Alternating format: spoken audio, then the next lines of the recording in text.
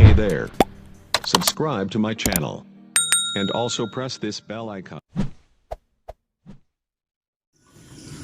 Good morning. आज हम पढ़ेंगे क्वांटम संख्या।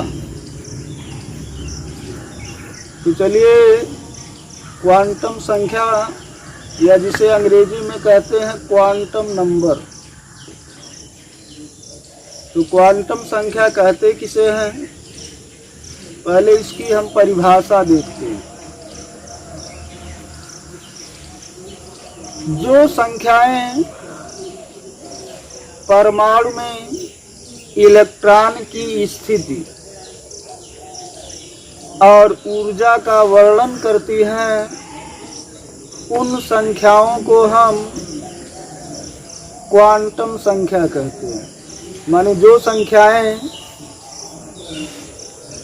परमाणु में इलेक्ट्रॉनों की ऊर्जा और स्थिति, माने इलेक्ट्रॉन परमाणु में कहाँ स्थित है, उस इलेक्ट्रॉन के पास ऊर्जा कितनी है, इसी का जो वर्णन करती हैं, उन्हीं संख्याओं को हम क्या कहते हैं, क्वांटम संख्या कहते हैं। इसे जो है स्मॉल लेटर में S, N, M, L, S से प्रदर्शित करते हैं। इस लेटर में स्मॉल लेटर में एन हो गया हमारे पास, एल हो गया, एम हो गया, एस। तो जो हमारे पास क्वांटम संख्याएं होती हैं, उन क्वांटम संख्याओं को एन, एल, एम, एस आदि अक्षरों से क्या किया जाता है, प्रदर्शित किया जाता है। देखिए, जो है मुख्य क्वांटम संख्याएं मुख्य रूप से 4 प्रकार की होती हैं।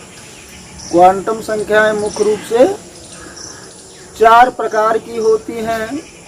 नंबर 1 मुख्य क्वांटम संख्या या जिसे हम प्रिंसिपल क्वांटम नंबर कहते हैं। नंबर 1 मुख्य क्वांटम संख्या या अंग्रेजी में इसे प्रिंसिपल क्वांटम नंबर कहते हैं। नंबर 2 हमारे पास है द्विगंशी क्वांटम संख्या। नंबर 2 क्या है, द्विगंशी क्वांटम संख्या, जिसे हम अंग्रेजी में एजीमुथल क्वांटम नंबर कहते हैं। एजीमुथल क्वांटम नंबर या द्विगंशी क्वांटम संख्या। और तीसरा हमारे पास है चुंबकीय क्वांटम संख्या, माने मैग्नेटिक क्वांटम नंबर। चौथा हमारे पास है चक्रण क्वांटम संख्या, जिसको अंग्रेजी में स्पिन क्वांटम नंबर कहते हैं और हिंदी में भी स्पिन क्वांटम संख्या कहते हैं। तो स्पिन का मतलब चक्रण। जैसा कि आप जानते हैं, इलेक्ट्रॉन जब गति करते हैं तो वह घूर्णन गति करते हुए नाभिक का चक्कर लगाते हैं। तो ये 4 प्रकार के हमारे पास क्वांटम संख्याएं हैं, जिसमें अब हम देखते हैं नंबर 1 मुख्य क्वांटम संख्या या अंग्रेजी में प्रिंसिपल क्वांटम नंबर। तो देखिए, जो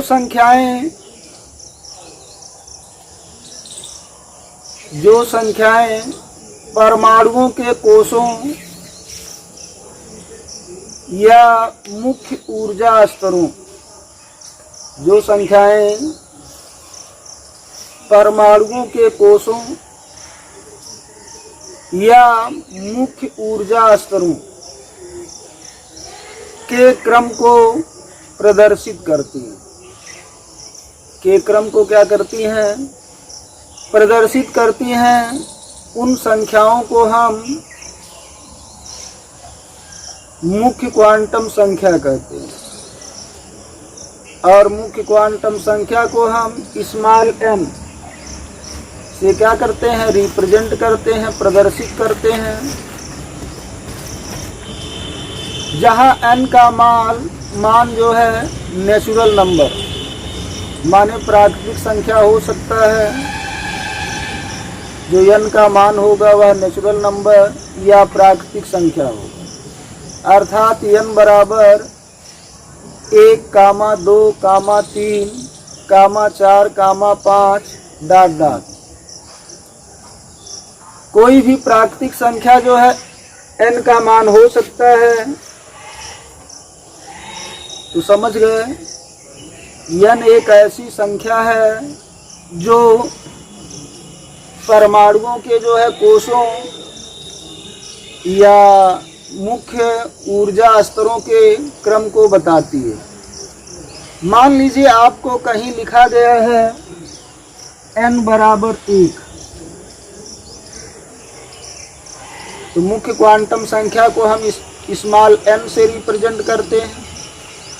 अगर कहीं भी लिख दिया जाए n बराबर 1, तो आपने बताया कि क्रम को बताता है।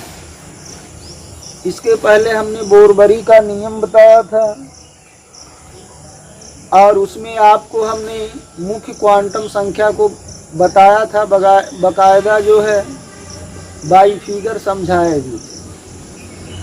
तो n बराबर माने n बराबर 1 का मतलब होता है पहले नंबर का कोष। जैसा आप जानते नाभिक होता है धन आवेशित, जिसमें परमाणु का समस्त धन आवेश और द्रव्यमान संचित रहता है। अर्थात आप ये जानते हैं कि इस नाभिक में प्रोटॉन और न्यूट्रॉन रहते हैं। प्रोटॉनों और न्यूट्रॉनों का जो कुल द्रव्यमान होता है वही परमाणु का द्रव्यमान होता है। इलेक्ट्रॉनों का जो द्रव्यमान होता है वह निग्लिजिबल होता है, माने नगण्य होता है। माने इलेक्ट्रॉनों का द्रव्यमान परमाणु के द्रव्यमान में संयुक्त नहीं होता है। आप जानते हैं कि इसके बाहर वृत्तीय कक्षाएं, इसके बाहर जो है जो वृत्तीय कक्षाएं होती है वो स्पष्ट नहीं होती हैं, माने पूर्ण रूप से वृत्ताकार नहीं होती हैं। ये तमाम कक्षाएं, इसके बाहर अनेक कक्षाएं होती हैं जिनकी संख्या हमने बताया कि निश्चित नहीं होती है। केवल वह संख्या कोषों की निश्चित होती है जिसमें इलेक्ट्रॉन रहते हैं। उसके बाद किस परमाणु में जो है कितने कोष खाली रहते हैं ये निर्धारित नहीं होता है। यही नाभिक के बगल वाला पहली संख्या है, माने पहला कोष है, इसके बाद ये दूसरा कोष है, इसके बाद ये तीसरा कोष है। तो n बराबर 1 का मतलब पहला कोष, माने जस्ट नाभिक के बगल वाला कोष। तो इसको आप जानते हैं क्या कहते हैं, के कोष कहते हैं। तो ये पहला कोष है जिसे हम कहते हैं के कोष कहते हैं। यही पहले नंबर पे है। n बराबर 1 का मतलब कौन सा कोष, के कोष। माने n बराबर 1 कोष अगर कहीं पे लिखा गया है तो आप तुरंत समझ जाएंगे कि हम बात किस कोष की कर रहे हैं, के कोष की कर रहे हैं। के बाद L आता है, L के बाद M आता है, उसके बाद हमारा N कोष आता है। अगर ये कहा जाए n बराबर 2 तो दूसरे नंबर पे, तो दूसरे नंबर पहला, दूसरे नंबर पे कौन कोष है, L कोष है। अगर आपसे ये बताया जाए कि n बराबर 2 कोष, तो आप समझ जाएंगे कि यह जो संख्या 2 लिखी गई है, n का मान जो 2 दिया गया है, यह दूसरे कोष यानी L कोष को प्रदर्शित कर रहा है। अगर जैसे लिख दिया जाए n बराबर 3 कोस, n बराबर 3 कोस, तो तीसरे नंबर का कोस, तो आप देख सकते हैं पहला, दूसरा, तीसरा। अगर n बराबर 3 लिखा गया है तो वहाँ पे आप तुरंत समझ जाइएगा कि तीसरे नंबर के कोस की बात की जा रही है, अर्थात m कोस। तो n बराबर 3 का मतलब होता है m कोस। अगर जो है n बराबर 4 लिख दिया जाए तो आप समझ सकते हैं ये तो क्रम संख्या है कोस की, और कोस की जो क्रम संख्या होती है वही मुख्य क्वांटम संख्या कहलाती है। तो अगर n बराबर 4 है तो आप तुरंत समझ जाएंगे चौथे नंबर का कोस 1 2 3 4, माने n कोस की बात की जा रही है। तो आप समझ सकते हैं कि अगर n बराबर 1 दिया है, n का मान 1 है, तो पहला कोस, माने आप तुरंत समझ जाएंगे कि n बराबर 1 कोस लिखा है तो k कोस, n बराबर 2 कोस लिखा है तो k के बाद क्या आता है l कोस, n बराबर 3 लिखा है तो m कोस, n बराबर 4 लिखा है तो m कोस। तो 1 का मतलब पहला कोस k कोस, n का मान 2 का मतलब दूसरा कोस l कोस, n का मान 3 का मतलब तीसरा कोस, माने m कोस। और n का मान अगर 4 दिया है चौथा कोस n कोस। 1 का मतलब k, 2 का मतलब l, 3 का मतलब m, 4 का मतलब n कोस। ऐसे 5 हो जाएगा, फिर अगला कोस आ जाएगा, n के बाद o आ जाएगा, p आएगा, q आएगा, r आएगा, एंड सो ऑन। तो आगे हमारे कोस रहेंगे। तो जो मुख्य क्वांटम संख्या है यह इसी कोस को या कोस का दूसरा नाम है मुख्य ऊर्जा स्तर, या इसी को कक्षा भी माने ऑर्बिट भी कहते हैं। तो बात आपके समझ में आ गई होगी कि जो मुख्य क्वांटम संख्या होती है वह कोस को प्रवेश। देखिए संख्या है, गिनती क्या है, संख्या है, नंबर है 1, तो नंबर माने संख्या। तो हम पढ़ क्या रहे हैं, मुख्य क्वांटम संख्या पढ़ रहे हैं। तो संख्या किसको प्रदर्शित करता है, कोस को। कौन संख्या, मुख्य क्वांटम संख्या। मुख्य क्वांटम संख्या कोस को प्रदर्शित करता है। अगर मुख्य क्वांटम संख्या का मान दिया है तो कोस का नाम आप बता सकते हैं। जैसे n बराबर 4 दिया है तो आप बताएंगे n बराबर 4 का मतलब चौथा कोस माने n कोस। n बराबर 3 दिया है तो तीसरा कोस यानी m कोस। n बराबर 2 दिया है मतलब दूसरा कोस l कोस। n का मान 1 दिया है पहला कोस माने k कोस। देखिए मामला यह है कि अगर हम क्वांटम संख्या के बारे में अच्छे से समझ जाएंगे तो इससे रिलेटेड जो हमारे पास क्वेश्चन आएगा एग्जाम में उसे हम जो है हल कर सकते हैं। और एक क्वेश्चन इस पाठ से परीक्षा में अवश्य पूछा जाता है। तो चलिए पहला नंबर रहा। अब दूसरा नंबर है दिगंशी क्वांटम संख्या। अंग्रेजी में इसे एजीमूथल क्वांटम नंबर कहते हैं। तो चलिए हम इसे भी देख लेते हैं, जान लेते हैं। जो संख्या उपकोषों या उप ऊर्जा स्तरों, जो संख्या उपकोषों या उप ऊर्जा स्तरों को प्रदर्शित करती है। उप ऊर्जा स्तरों को क्या करती है? प्रदर्शित करती है। उस संख्या को हम दिगंशी क्वांटम संख्या या एजीमूथल क्वांटम नंबर कहते हैं। तो जो संख्या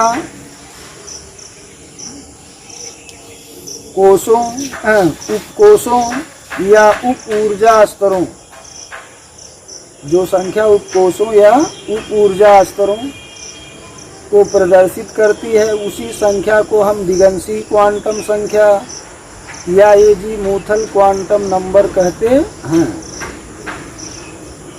दिगंशी क्वांटम संख्या को प्रायः हम एल से रिप्रेजेंट करते हैं, स्मॉल एल से रिप्रेजेंट करेंगे, माने प्रदर्शित करेंगे।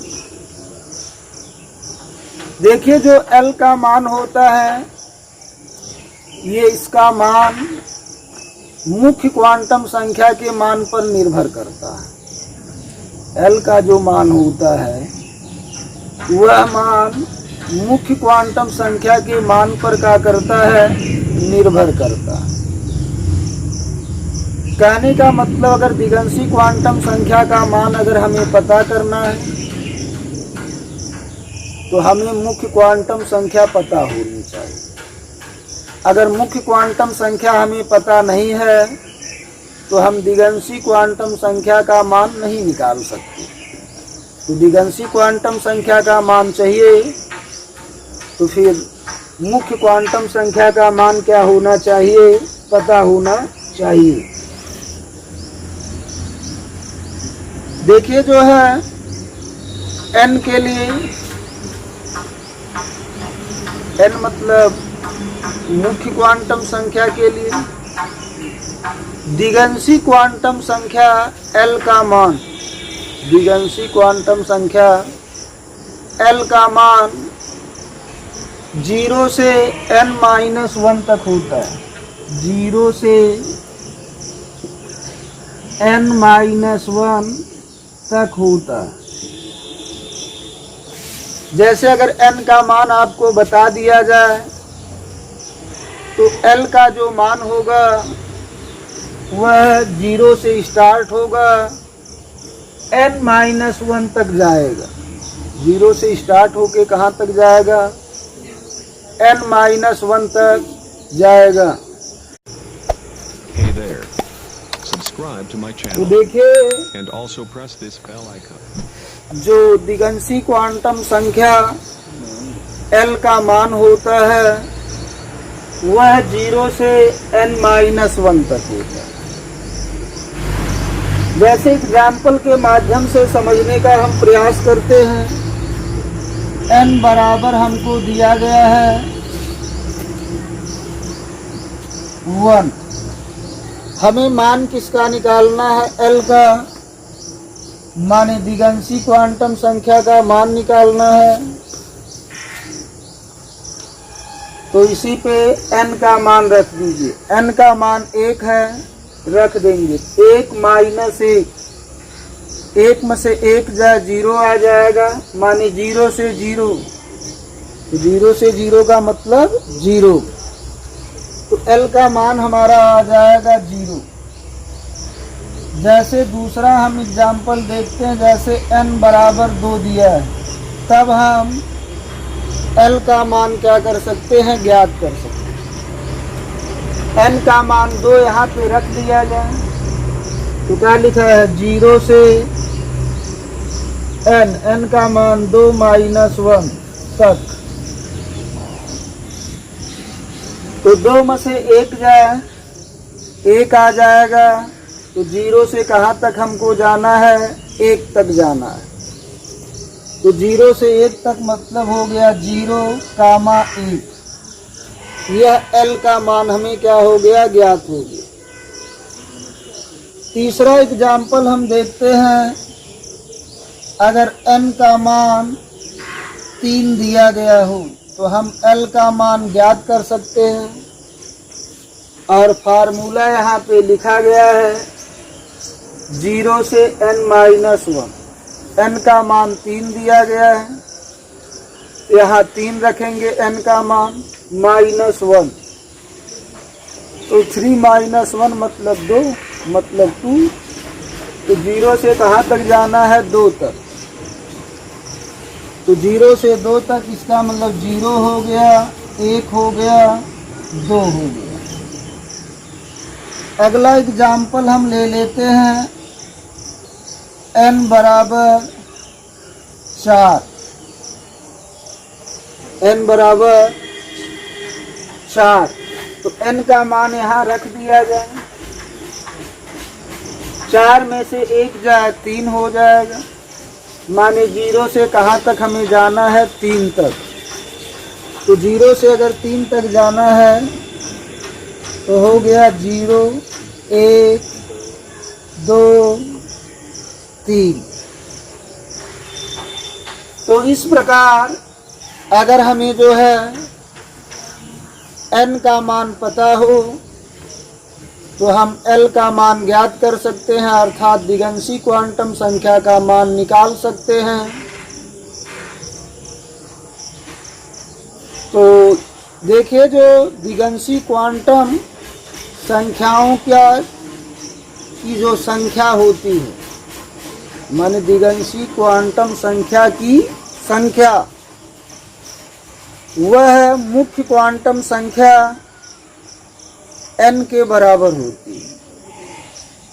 माने दिगंशी क्वांटम संख्याओं की जो संख्या होती है, वह संख्या मुख्य क्वांटम संख्या n के मान के बराबर होती है। जैसे अगर ये कहा जाए कि मुख्य क्वांटम संख्या n का मान 1 है, तो आप तुरंत बताएंगे कि l के मानों की जो संख्या होगी वह 1 होगी। माने l का क्या मान निकलेगा? 1 मान, और यहाँ दिखाया गया कौन निकलेगा? 0। अगर n बराबर 2 हो गया तो आप समझ जाएंगे कि दिगंशी क्वांटम संख्याओं के केवल 2 मान हमें क्या होंगे? प्राप्त होंगे, क्योंकि n का मान 2 है।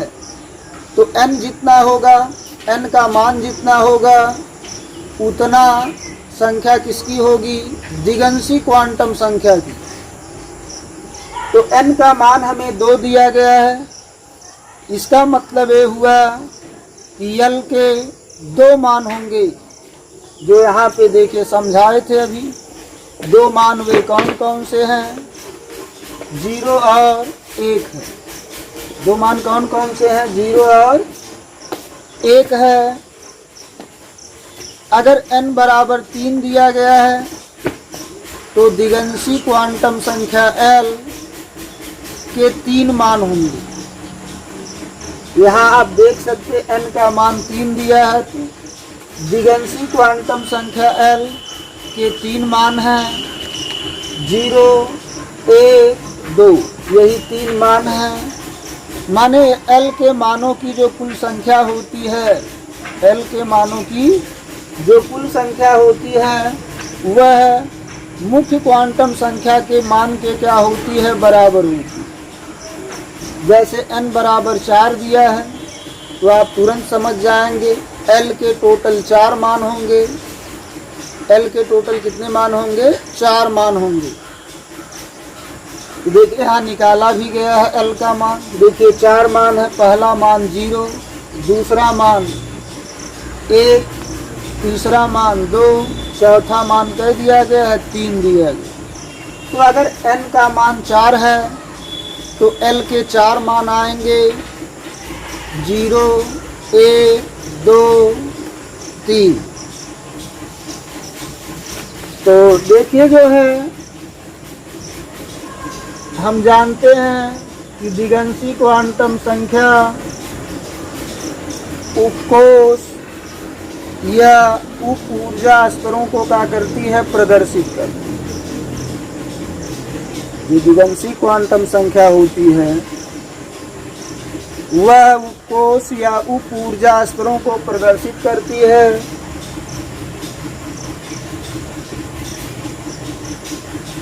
जैसा कि आप पीछे पढ़ चुके हैं, हमारे पास 4 उपकोष होते हैं। हमारे पास कुल 4 उपकोष होते हैं। एस उपकोष, टी उपकोष, डी उपकोष और एफ उपकोष। तो कुल 4 उपकोष होते हैं, एस, पी, डी, एफ।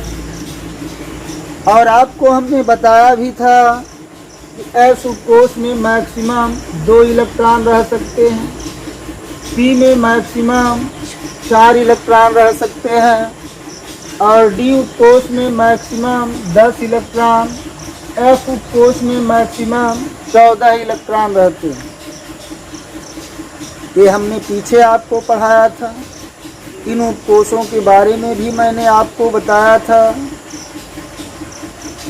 तो देखिए, जो दिगंशी क्वांटम संख्या होती है वह किसको प्रदर्शित करती है?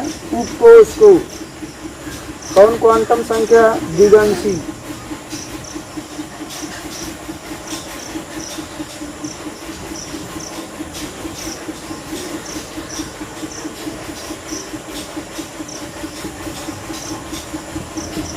दिगंशी क्वांटम संख्या। तो दिगंशी क्वांटम संख्या आप जान ही रहे हैं, 0 से स्टार्ट होता है, कहाँ तक जाता है? n-1। तो अगर मान लीजिए दिगंशी क्वांटम संख्या माने L का मान अगर 0 दिया गया, दिगंशी क्वांटम संख्या को L से रिप्रेजेंट करते हैं। अगर L बराबर 0 है तो 0 एक संख्या है और यह जो 0 संख्या है, आप परिभाषा पढ़े हैं कि जो दिगंशी क्वांटम संख्या होती है वह उपकोष को प्रदर्शित करती है। तो मान लीजिए कि हमारे पास दिगंशी क्वांटम संख्या L का मान 0 दिया गया है, तो कौन सा उपकोष होगा? तो आप तुरंत समझ जाएंगे, S उपकोष। अगर L का मान 0 है तो S उपकोष हो जाएगा। अगर L का मान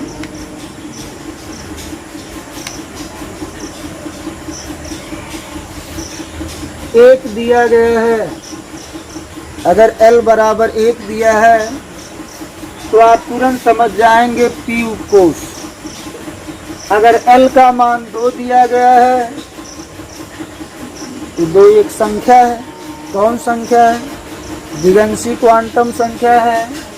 तो आप तुरंत समझ जाएंगे D उपकोष। और अगर L का मान 3 दिया गया है तो आप तुरंत समझ जाएंगे F उपकोष।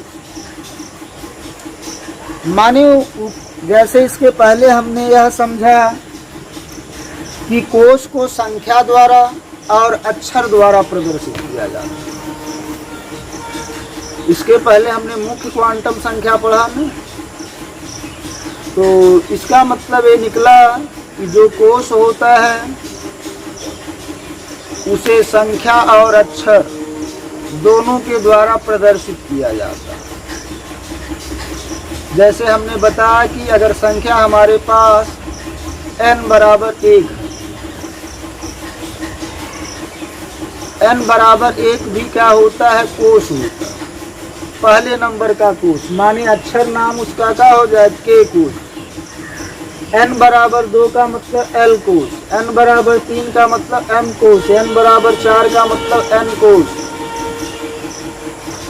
तो कोषों को जैसे हम अक्षर k लिखे हैं और संख्या n बराबर 1, जैसे कोष को आप लेटर में और नंबर में प्रदर्शित करते हैं, उसी तरह उपकोष भी संख्या और अक्षर दोनों में प्रदर्शित किया जाता है। माने उपकोष को संख्या द्वारा और अक्षर द्वारा क्या किया जाता है? प्रदर्शित किया जाता है। तो वही हमने बताया कि अगर दिगंशी क्वांटम संख्या L का मान 0 दिया गया का दिया गया हो, 0 अगर दिया गया है तो आप तुरंत कहेंगे कि यह एस उपकोष को प्रदर्शित करे। 0 किसे प्रदर्शित कर रहा है? एस उपकोष को प्रदर्शित कर रहा है। अगर L का मान 1 दिया गया हो तो आप तुरंत समझ जाएंगे कि यह एक P उपकोष को प्रदर्शित कर रहा है। एकदम रट के इसको याद रखिए कि L का मान अगर 1 है तो आप P उपकोष, L का मान अगर 2 है तो D उपकोष, L का मान अगर 3 है तो F उपकोष। ये आपके जबान पे होना चाहिए। अगर कोई कह दिया, क्योंकि अगर ये नहीं समझ पाएंगे तो अभी हम आगे किसी इलेक्ट्रॉन की चारों क्वांटम संख्याओं का मान अगर हमें ज्ञात करना होगा तो वह मान हम ज्ञात नहीं कर पाएंगे, क्योंकि जब हम स्टार्टिंग में नहीं समझेंगे तो फिर बीच में समझने में दिक्कत होगी। अब कोई ये कहते कि सर जी अगर L का मान, जैसे हमारे पास उपकोष तो 4 होते हैं, S, P, D, F। उपकोष हमारे पास कितने होते हैं? 4 होते हैं, S, P, D, F। और हमने 4 संख्या भी लिया है, तो आप ये कह सकते हैं कि गुरुजी आप L का 4 ही मान ले रहे हैं, L का 5वां मान संभव है कि नहीं? जैसे L का मान अगर 4 हो तब कौन उपकोष होगा? जैसे हमने L का मान कह लिया, जैसे L का जो मान होता है वह मान मुख्य क्वांटम संख्या पर निर्भर करता है। तो जैसे हमने आपको बताया कि अनेक कोष होते हैं और यहाँ पे हमने n बराबर 4 ही लिए हैं। n बराबर कह लिया गया, 4 लिया गया, माने चौथा कोष की बात किया गया है। K, L, M, N, यही 4 कोष है। अगर n बराबर 5 आ जाए, n बराबर क्या आ जाए? 5 आ जाए, और आएगा भी। n का मान जो है 7 तक होता है। n का मान कहाँ तक होता है? 7 तक होता है, जिसमें इलेक्ट्रॉन रहते हैं। जिसमें कौन रहता है? इलेक्ट्रॉन रहते हैं। अगर n का मान 5 है तो ऐसे कंडीशन में L के 5 मान आएंगे। क्या मान आएंगे? 5 मान आएंगे। और अगर L का मान निकालना है तो n का मान यही फार्मूले पे रख दीजिए। n का मान अगर यहाँ 5 रखेंगे तो 5 में से 1 जाए, 4 हो जाएगा। 0 से कहाँ तक जाएंगे? 4 तक।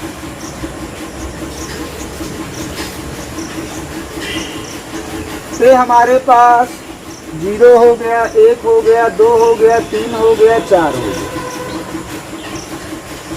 तो हमने आपको बताया कि जो द्विगंशी क्वांटम संख्या होती है यह उपकोष या किसको प्रदर्शित करते हैं? ऊर्जा स्तर को प्रदर्शित करते हैं। तो जैसे हमने 0 का मतलब बता दिया S उपकोष, 1 का मतलब P उपकोष, 2 का मतलब D उपकोष, 3 का मतलब F उपकोष। तो 4 का मतलब क्या होगा? बात आती है कि अगर L का मान 4 दिया है तब कौन उपकोष होगा? तो देखिए हमने इसको जो जनरली डिफाइन किया है, माने साधारण ढंग से प्रदर्शित किया है, उसका भी उपकोष होगा, लेकिन मुख्य क्वांटम संख्या के ऊपर प्रदर्शित करेगा। इसके ऊपर मुख्य क्वांटम संख्या के ऊपर प्रदर्शित करेगा। जैसे हम ये उपकोष को साधारण कर दें, जैसे हम इस उपकोष की मुख्य क्वांटम संख्या आगे लिखते नहीं लिखते, इस उपकोष की मुख्य क्वांटम संख्या आगे लिखी जाती, वो भी नहीं लिखा गया है। इसकी भी मुख्य क्वांटम संख्या आगे लिखी जाती, वो भी नहीं लिखा गया। इसकी भी मुख्य क्वांटम संख्या आगे लिखी जाती, वो भी नहीं लिखा गया। तो सब मिला जुला के मामला L बराबर 4 होगा कि नहीं होगा? अगर L का मान 4 होगा तो यह किस उपकोष को प्रदर्शित करेगा?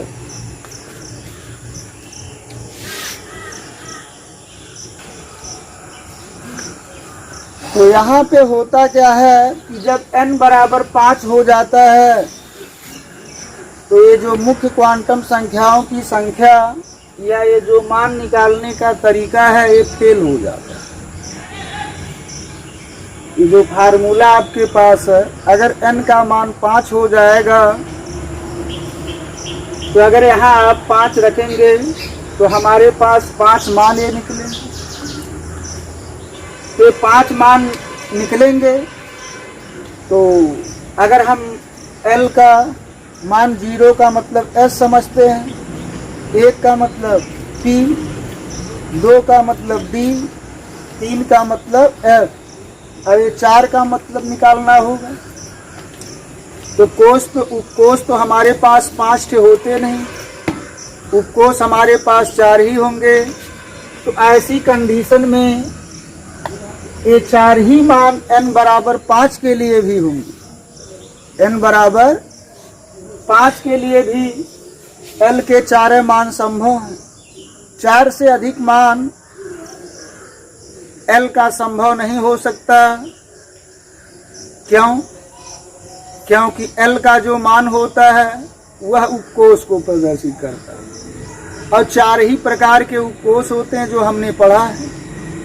अगर L का मान 5 माने अगर L के जो है 5 मान आ जाते हैं तो फिर 5वां उपकोष का नाम भी तो हमको बताना होगा। क्या आप 5वां उपकोष पढ़े थे? आपने तो 4 ही उपकोष पढ़ा, 4 से ज्यादा तो उपकोष आपने पढ़ा नहीं। इसका मतलब अगर n का मान